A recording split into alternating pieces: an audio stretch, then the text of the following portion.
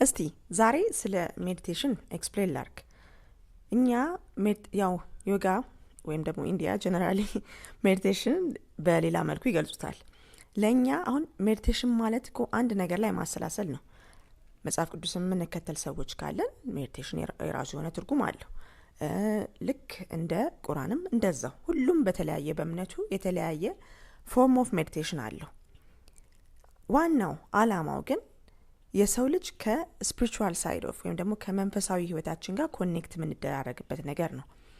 the main aim is at the end of the day እንግዲህ ዋናው አላማው lasting mental clarity ወይም ደግሞ የውስጥ ሰላምና የአእምሮ ንጹህ እይታ እንዲኖረን የሚረዳን ነገር ነው።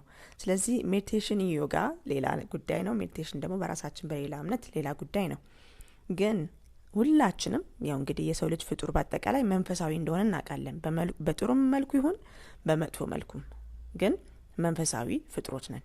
ስለዚህ ሜዲቴሽን ፕራክቲስ አድርጉ ጧት ሲባል አብዛኛውን ሁላችንም እናውቃለን በተለያየ ፎርም ኦፍ ኢት። ግን ዋናው አላማው ብዙ ጊዜ አንዷን ፖይንት ብቻ እንድንወስድ እፈልጋለሁ። ክሊሪንግ ዘ ማይንድ ወይም ደግሞ አእምሯችንን ንጹህ ለማድረግ ነው። እንግዲህ ንጹህ የሆነ አእምሮ ጥሩ ነገርም ወይም ደግሞ በአዲስ አመለካከት ነገሮችን ማየት ስለሚችል ማለት ነው። ስለዚህ እያንዳንዱ ቀን ትንሽ ደቂቃ እስቲ ረጋ ብለን ተቀምጠን ሜዲቴት ለማድረግ እንሞክር። እስቲ አእምሮን ንጹህ ለማድረግ መሞከር ማለት ነው። ያቺን ነው ቤዚካሊ ሜዲቴሽን ለማለት ምንድነው? ፎከሳችን ይጨምርልናል። የሆነ ሜንታል ክላተር የምንለው በቃ ይሄ ልክ በቃ አላስፈላጊ ቤት አእምሮ ውስጥ የተሰበሰበ ነገር ሁሉ እሱን እንዲያጣራልን፣ ከዛም ደግሞ እንደው የምር ዲፕ ሴንስ ኦፍ ካልምነስ የሚሉት ማለት ነው። የምር ዲፕ የሆነ በቃ ውስጣዊ የሆነ መረጋጋትን ዲቨሎፕ እንድናደርግ ነው። እሺ፣ ስለዚህ ሜዲቴሽን በተለያየ መልኩ ፐርፎርም ወይም ደግሞ ፕራክቲስ ማድረግ ይቻላል።